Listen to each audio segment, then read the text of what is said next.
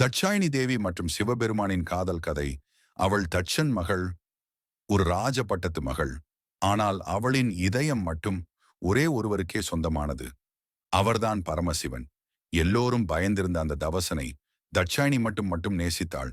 அவனுடைய அமைதியில் ஒரு அழகு, அவனுடைய தியானத்தில் ஒரு காதல். தந்தையின் விரோதம் இருந்தாலும், சமூகத்தின் எதிர்ப்புகள் இருந்தாலும் தட்சாயினி அஞ்சவில்லை. அவள் சிவனை திருமணம் செய்தாள். அது உண்மையான காதலின் சின்னமாக மாறியது. ஆனால் ஒரு நாள் தட்சன் ஒரு பெரிய யாகத்தை நடத்தினார். அந்த நிகழ்விற்கு எல்லோரும் அழைக்கப்பட்டார்கள். அனைவரும், சிவனும் தட்சாயினியும் தவிர. அவள் அதையும் தாங்கினாள்.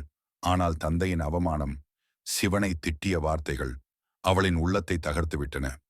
தட்சாயினி தன்னை தீயில் அர்ப்பணித்தாள். அவள் காதல், அவள் பக்தி அவளையே அர்ப்பணிக்க வைத்தது.